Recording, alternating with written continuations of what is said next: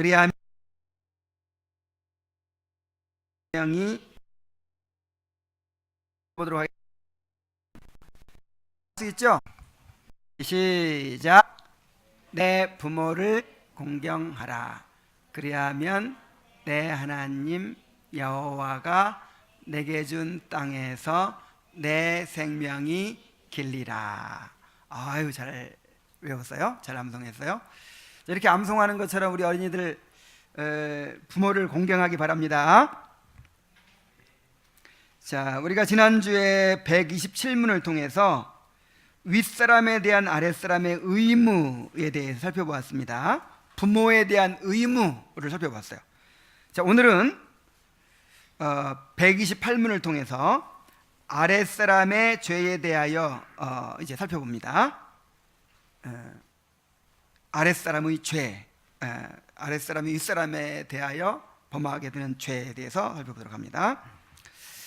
자, 아랫사람이 윗사람에 대하여 범하는 죄들은 무엇입니까? 제 128문을 함께 읽겠습니다. 자, 시작. 아랫사람이 윗사람에 대하여 범하는 죄들은 무엇입니까? 아랫사람이 윗사람에 대하여 범하는 죄들은 그들에게 요구된 의무를 소홀히 하는 것과 합법적인 권고와 명령과 징계를 하는 그들의 인격과 지위에 대하여 시기하고 경멸하고 반역하는 것이며 그들과 그들의 다스림에 치욕과 불명예를 주는 그런 모든 난처하고도 불미스러운 태도를 취하여 저주하고 조롱하는 것들입니다.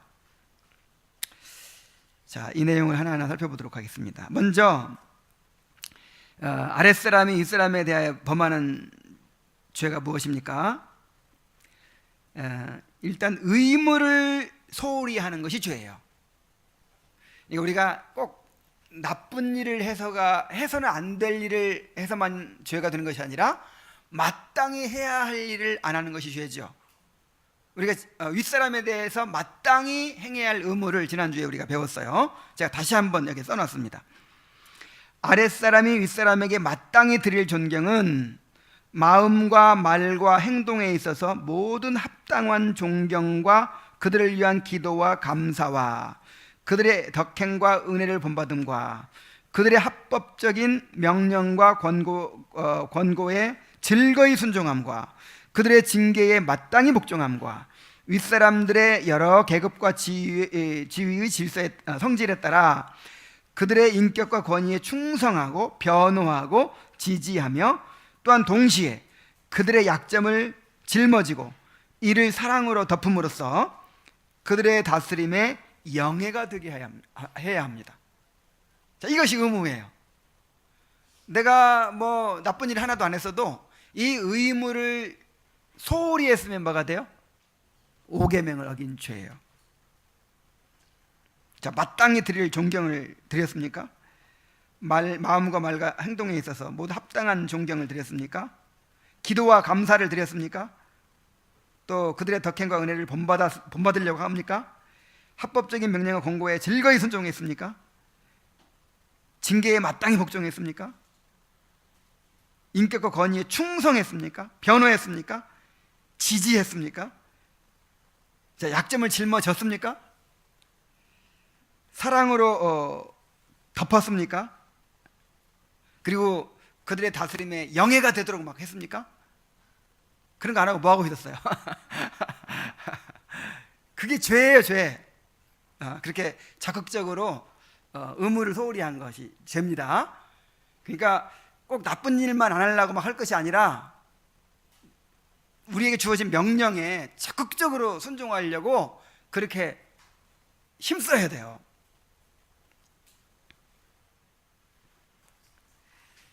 그런데 하나님을 섬긴다고 하면서 하나님이 세우신 권위자들을 공경하지 않는 사람들이 있어요. 이런 사람들은 하나님을 거역하는 죄를 범하는 것입니다. 자, 육신의 부모에 대해서 예수님께서 말씀하셨어요. 마태복음 15장 4절 6절에 보면 함께 읽어보겠습니다. 시작. 하나님이 이르셨으되 내 부모를 공경하라 하시고 또 아버지나 어머니를 비방하는 자는 반드시 죽임을 당하리라 하셨거늘 너희는 이르되 누구든지 아버지에게나 어머니에게 말하기를 내가 드려 유익하게 할 것이 하나님께 드림이 되었다고 하기만 하면 그 부모를 공경할 것이 없다 하여 너희의 전통으로 하나님의 말씀을 폐하는도다 그랬어요. 당시 유대인들은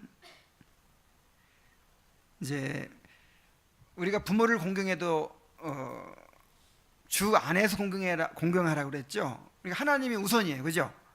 하나님을 공경하는 차원에서 하나님이 세우신 부모를 공경하는 거니까. 그래서 예를 들어서 제사장이 이제 하나님께 바쳐진 사람이죠. 하나님께 바쳐진 사람인데 성전에서 섬기고 그래야 되는데 부모가 부른다고 막 가버리고 그렇게 하면 안 된단 말이에요. 하나님께 바쳐진 사람이니까 먼저 하나님을 섬겨야 되죠. 자, 이런 원리가 있어요. 이런 원리. 자, 이런 원리를 근데 악용하는 거예요. 그래서 이제 부모를 부양해야 될 의무를 가진 자녀들이 아까운 거예요. 이거 부모를 섬기고 그러는 게 아까워. 그러면 나는 이 재산 다 하나님께 바쳤습니다. 그렇게 이제 선언해요. 하나님께 다 바쳤다는 거예요. 이건 이제 하나님 거니까 부모를 섬길 수 없다는 거예요. 그리고 다 바치면 또 몰라. 한 10분의 1이나 조금 드리고 나머지는 다 자기가 다 쓰면서 이 부모를 공경하는 의무를 소홀히 하는 거예요. 이것에 대해서 예수님께서 지적을 하셨죠. 자, 오늘날도 그런 일이 있을 수 있어요. 오늘날도. 그러니까 우리가 이제 부모들은 주말에 와가지고 뭐 이렇게 함께 있어주길 바라는데 우리는 교회 가죠. 그래서 이제 항상 핑계가 좋잖아요. 교회 가야 되고 뭐 교회 섬겨야 되고 뭐 무슨 행사가 있고 어쩌고 막 하면서 정말 정성을 가지고 사랑을 가지면 할 수 있는데도 불구하고 이제 그걸 핑계 대 가지고 이렇게 이제 이 주님 섬긴다는 핑계로 부모에게 소홀히 할 수가 있어요.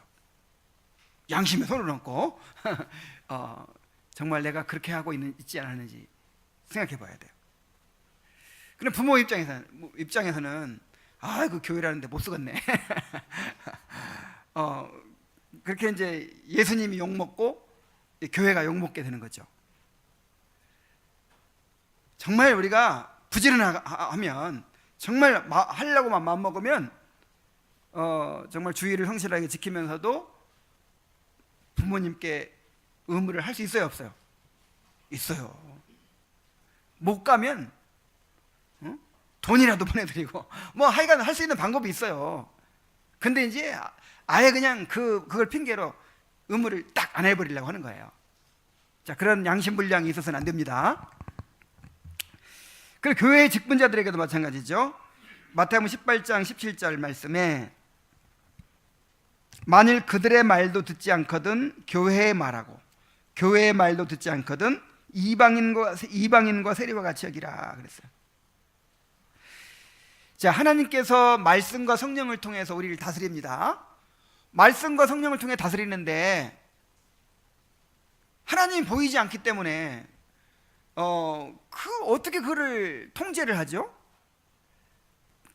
그래서 만약에 말씀과 성령으로 직접 하나님께 다스림 받으려고 하면 우리는 육신을 가지고 있기 때문에 얼마든지 빠져나갈 수 있어요.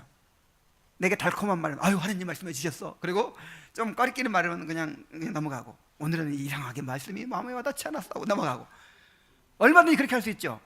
그래서 하나님께서 눈에 보이는 사람을 직분자를 세워주셨어요. 그래서 직분자를 통해서 가르침 받게 하시고 직분자를 통해서 치리를 받게 하시는 거예요. 그래서 만약 교회 직분자의 말도 듣지 않으면 어떻게 해라? 이방인과 세리로 여기라. 쫓아내버려라. 그건 교인도 아니다. 그 말이에요. 여러분, 하나님께 세우신 이 직분자로부터 가르침 받지 않고 치리를 받지 않으려고 하는 사람은 교인이 아닙니다. 이건 신앙생활이 아니에요. 이거는 자기가 주인 돼 가지고 자기 마음대로 그냥 이렇게 살아가는 거는 이거는 신앙생활이 아닌 거예요.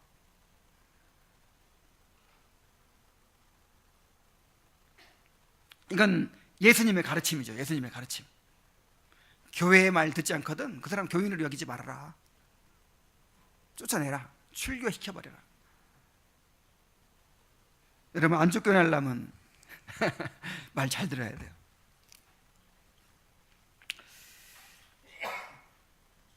자, 그래서 이제 우리가 마땅히 부모에게 해야 할 의무를 잘 하지 않는 것이 죄다 하는 걸 살펴봤고요. 두 번째로 합법적인 권고와 명령과 징계를 하는, 또 합법적인 말을 또 했네. 그들의 합법적인 권고와 명령과 징계와 그들의 인격적 지위에 대하여 순종하지 않는 것입니다. 그랬어요. 자, 부모, 즉 하나님께서 우리에 세워주신 권위자들이라고 할지라도 무조건 순종해야 되는 건 아니죠.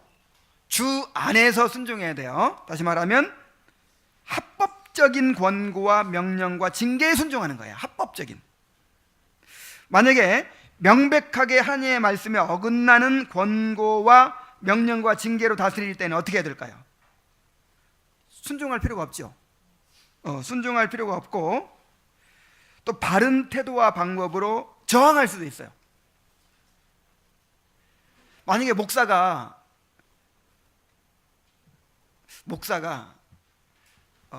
하나님께 세운 직분자에게 순종하시오 막 요구하면서 이상한 방향으로 막 자꾸 인도하는 거예요.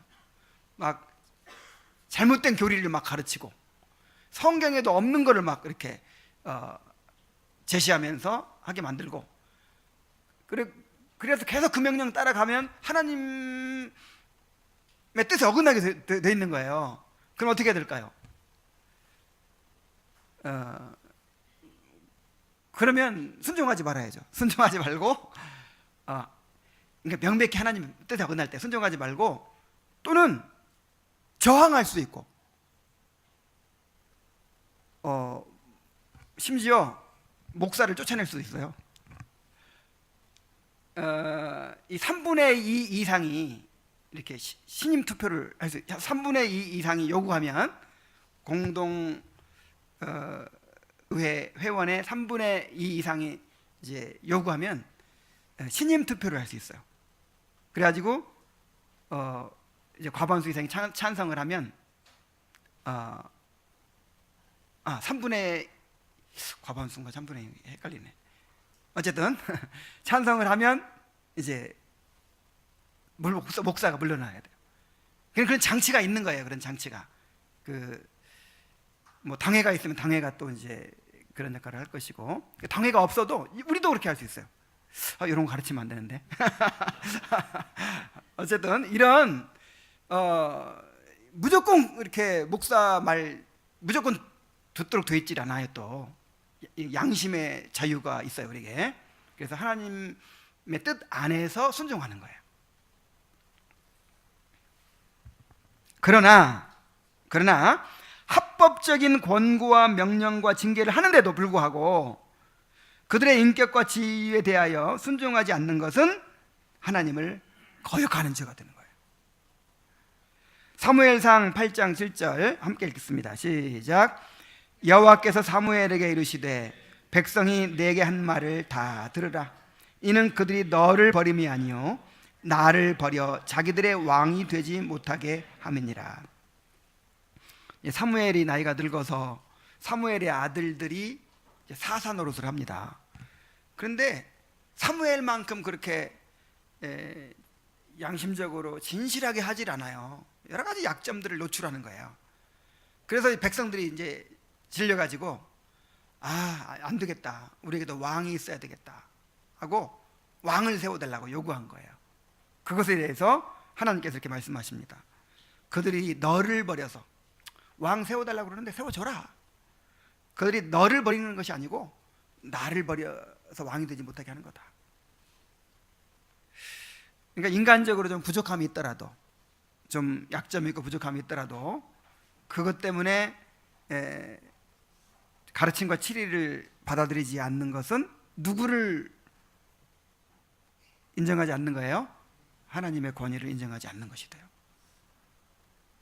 출애굽기 21장 15절. 이것도 같이 읽어봅시다. 시작. 자기 아버지나 어머니를 치는 자는 반드시 죽일지니라.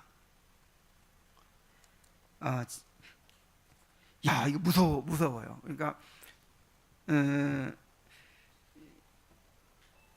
이 아버지, 이 부모의 권위를 무시하고 짓밟고 이거를 엄청나게 큰 죄로 여겼어요.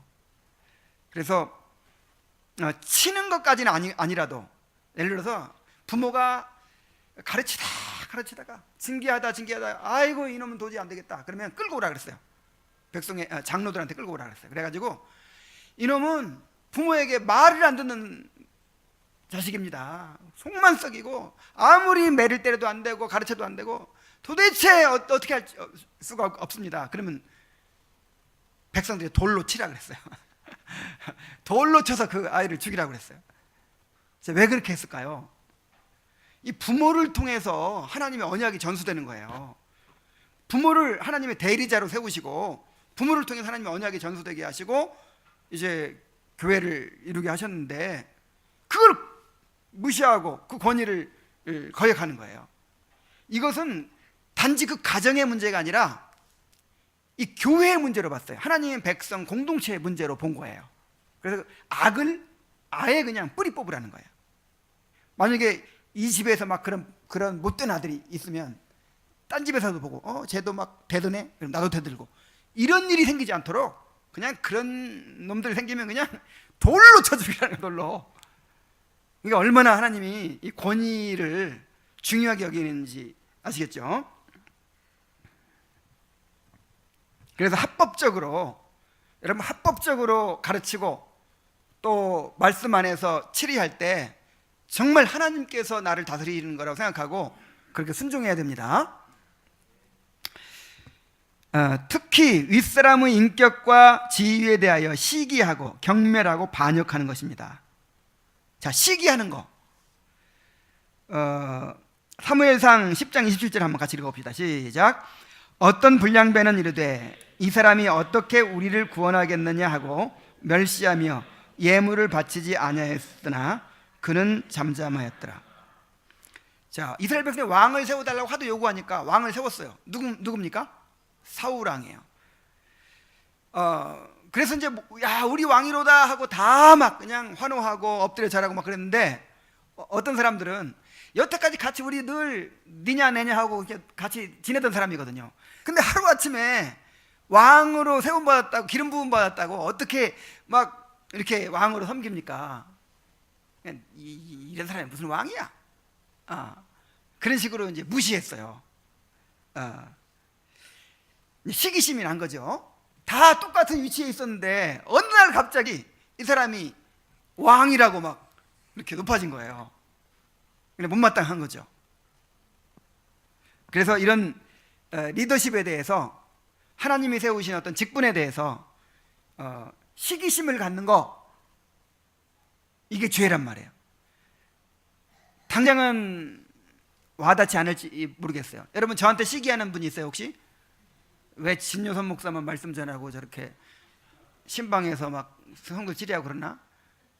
근데요 목사라고 생각하지 말고 여러분 가운데 이제 장로를 뽑았다고 한번 해봅시다. 당장 뭐 투표해서 뽑을 수 있죠. 그래서 투표해 가지고 뭐 맨날 같이 농담하고 막 그러던 안윤성 형제가 장로를 뽑혔네. 뭐 집사로 뽑혔네. 그러니까 장로님이라고 신방 가고 막 권면하고 막 그래요. 나보다 나이도 어리면서. 자, 그럴 때 한번 생각해 보세요. 그럴 때. 그 시기심 나겠어요, 안 나겠어요? 나보다 성경도 모르는 게. 나보다 뭐 잘난 것도 없는 것 같은데 교회 직분자라고 막 나한테 막 뭐 이렇게 가르치고 막 권면하고 막 그런단 말이에요. 그래서 어떻게 되겠어요, 여러분? 내가 우리 이제 한 5년 지나서 이제 집사를 선출할까 그런 생각을 하고 있어요. 지금 몇 년 지났죠? 4년. 근데 5년 돼도 좀 더 있어야 되겠다 싶으면 더 갈지도 몰라요. 여러분들도 의견을 또 충분히 들을 거예요. 준비가 돼요. 준비가. 우리가 정말 이 직분에 대해서 이제 내년에는요, 직분에 대해서 계속 배울 거예요. 교회 정치에 대해서 배울 거예요. 이 장로교의 꽃은 교회 정치입니다. 종교개혁의 그 완성은 교회 정치예요. 교회 정치가 어떻게 이루어지느냐에 따라서 정말 그 하나님께서 세우신 그 교회의 아름다움이 드러나는 거예요. 사람들이 뭘 몰라서 이 정치를 무시하는데 진짜 중요한 게 정치예요. 정치가 뭐죠? 주님의 다스림을 어떻게 실현하느냐, 이게 정치죠. 이거보다 중요한 게 어디 있어요? 이거보다. 이렇게 돼야 진짜 교회인 거예요. 진짜. 그래서 우리가 공부를 많이 해야 돼요. 많이 하고 배우고 또 그런 자세를 갖추고. 그래서 우리가 이제 투표로 딱 뽑혔잖아요. 그럼 누가 뽑히든지 존경해야 돼요. 아시겠습니까? 자, 시기하는 것뿐만 아니라 경멸하는 사람도 있어요. 사무엘상 2장 25절 한번 읽어봅시다. 시작. 사람이 사람에게 범죄하면 하나님이 심판하시려니와 만일 사람이 여호와께 범죄하면 누가 그를 위하여 간구하겠느냐 하되 그들이 자기 아버지의 말을 듣지 아니하였으니 여호와께서 그들을 죽이기로 뜻하셨습니다. 지금 엘리의 아들들이 성전에 섬기면서 그 성전 재물을 더럽혀요.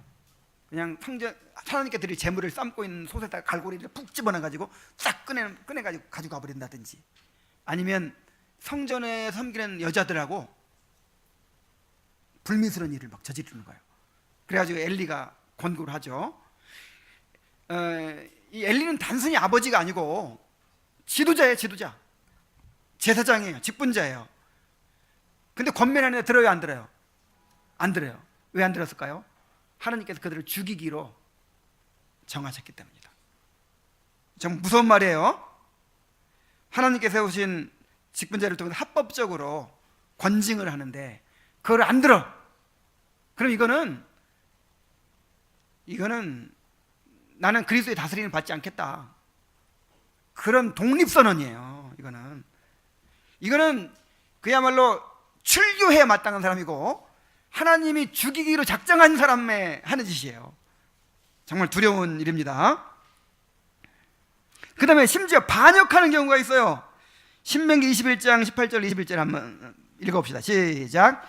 사람이 완악하고 패역한 아들이 있어 그의 아버지의 말이나 그 어머니의 말을 순종하지 아니하고 부모가 징계하여도 순종하지 아니하거든 그의 부모가 그를 끌고 성문에 이르러 그 성읍 장로들에게 나아가서 그 성읍 장로들에게 말하기를 우리의 이 자식은 완악하고 패역하여 우리 말을 듣지 아니하고 방탕하며 술에 잠긴 자라 하면 그 성읍의 모든 사람들이 그를 돌로 쳐 죽일지니 이같이 내가 너희 중에서 악을 제하라.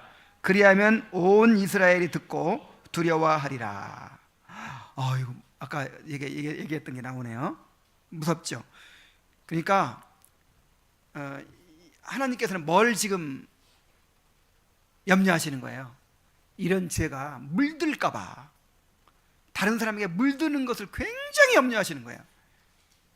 그래서 여러분, 만약 교회에서 정말 그 치리와 권징의 가르침과 치리에 순종하지 않는 사람 있을 때 단호하게 쫓아내야 돼요. 단호하게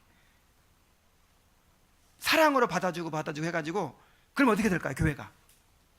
교회가 이 하나님의 질서가 무너져요. 하나님이 얼마나 질서를 중요하게 여기시는지 깨달으시기 바랍니다. 사무엘하 15장 1절로 12절에 보면은 그 압살롬이 어떤 짓을 하냐면요, 압살롬이 이런 짓을 해요. 이제 사람들이 다윗의 말년입니다.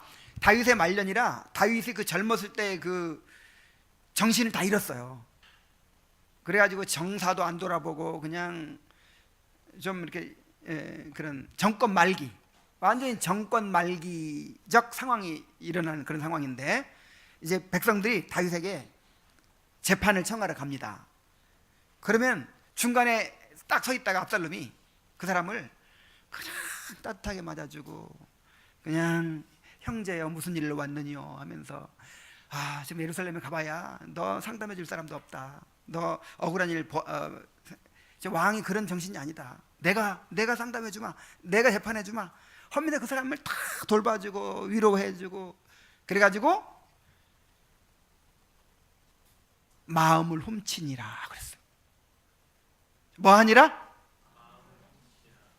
이게 정말 중요해요. 마음을 훔치는 거. 여러분들이 어떤 위치에 있든지 누구의 권위가 세워지도록 만들어야 돼요. 이제 최종 권위는 하나님의 권위고, 또 하나님의 세우신 또 권위자가 있죠. 예를 들어서 이 교회에서 목사의 권위를 세우셨죠. 근데 사람이요, 좀 내 권위를 세우고 내가 얼마나 훌륭한 사람인가 드러내고 하려면 남을 좀 깎아내려야 돼. 이렇게. 그래서 목사님을 깎아내리고, 예를 들어서 이제 누가 장로를 세웠다 칩시다. 장로 아니면 구역장으로 세워졌다든지 뭐 이렇게 세워졌어요. 근데 이 구역원들이 나를 의존하고 나를 존경하고 나를 따르도록 하기 위해서 내가 얼마나 사랑이 많고 훌륭한 것을 이렇게 증명하기 위해서 다른 장로님, 목사님 깎아내리는 거예요. 흠을 잡고, 그 다음에 험담을 하고, 그러면 나는 끔찍이 사랑해 주는 거예요.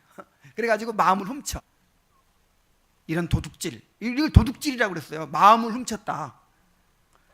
이런 짓 하면 안 됩니다. 우리가 의도하지 않게 이 마음을 도둑질할 수 있어요. 마음.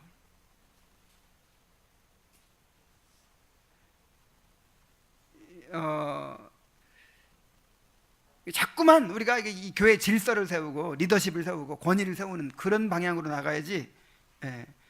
하여간 나를 좀 이렇게 더 부각시키고 그 사람이 나한테 의지하게 만들고, 응? 막 그렇게 하기 위해서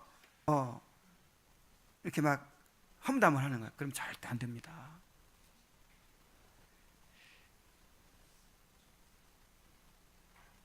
선생님이 야 니네 부모 못 쓰겠다 야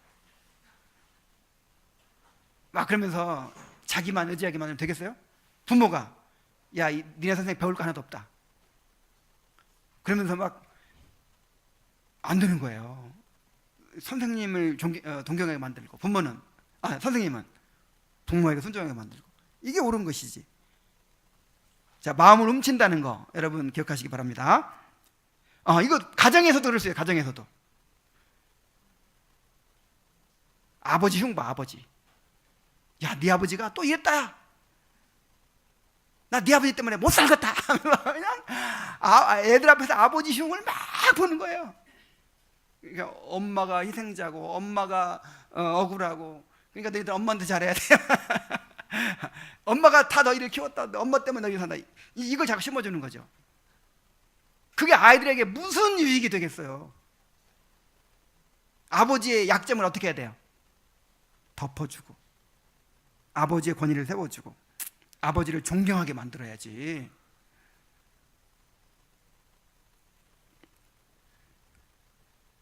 자, 그렇게 윗사람의 인격과 지위에 대하여 시기하고 경멸하고 반역하는 거, 이거 죄입니다.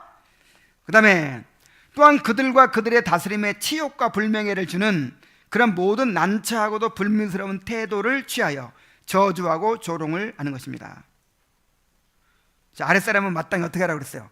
그들의 인격과 권위에 충성하고 변호하고 지지하고, 또 동시에 그들의 약점을 짊어지고 이를 사랑으로 덮음으로써 결국 그들과 그들의 다스림에 영예가 되게 한다 그랬죠. 영예가 되게.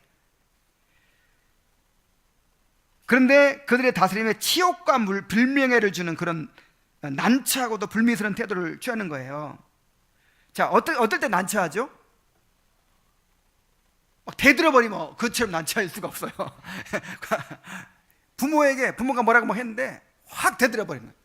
목사가 뭐라고 했는데 그냥 대들어버리는 거예요. 이 불미스럽고 난처한 행동이에요.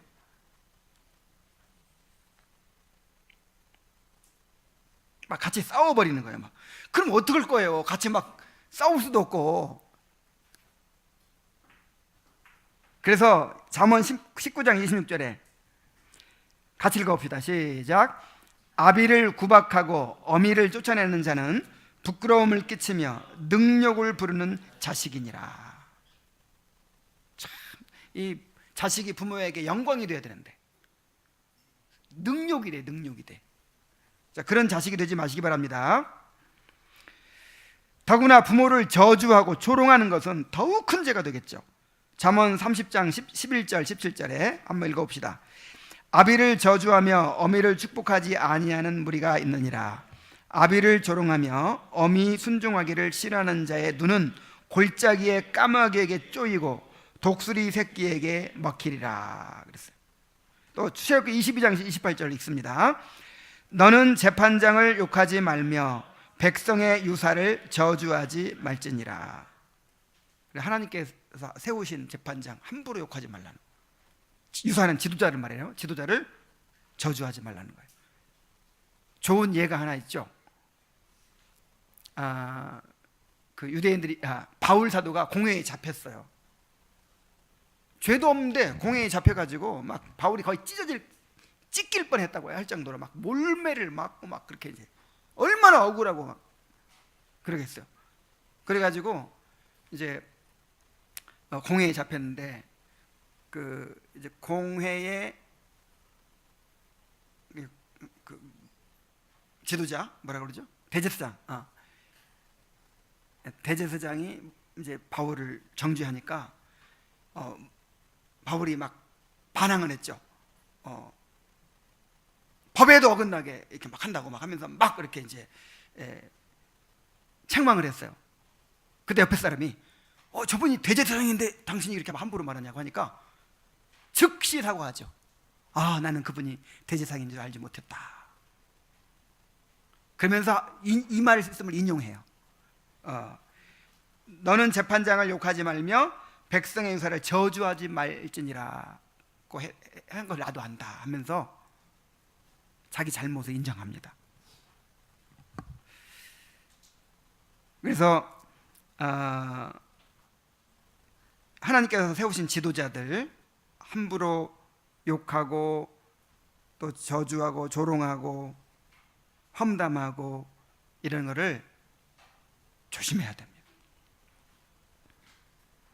자, 말씀을 맺겠습니다. 이 시대는 모든 권위와 질서가 부정되는 시대예요. 이것은 모든 권위와 질서를 세우신 하나님을 거역하는 일입니다. 이게 모든 질서에 대한 투쟁, 이게 표어예요. 그러니까 우리 지난번에 그